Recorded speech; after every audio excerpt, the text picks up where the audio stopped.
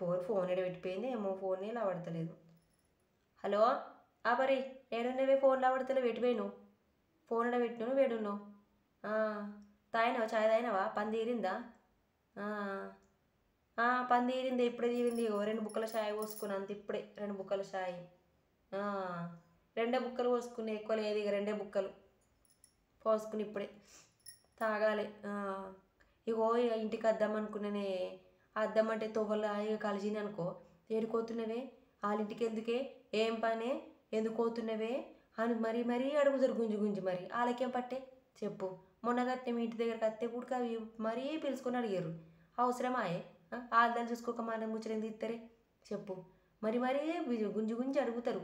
ఏం ముచ్చట్నే ఎందుకు పోతున్నటికి ఏం పనే అని అడుగుతారు. వాళ్ళకేం అవసరమే చెప్పు. వాళ్ళకేం అవసరము. బయటకు వెళ్తే అయిపోయి కలాస్.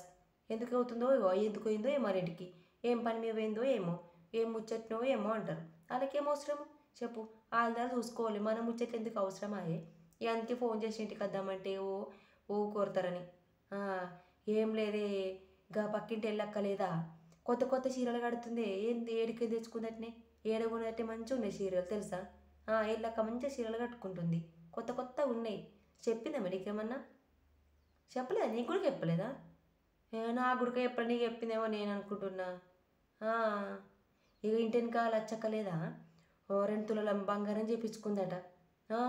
2 తులాల బంగారం చేయించుకుందా లచ్చక్క. మంచిగా 2 తులాల బంగారం చేయించుకుందట తెలుసా. చెప్పిందా నీకేమన్నా? నీకు కూడా చెప్పలేదా?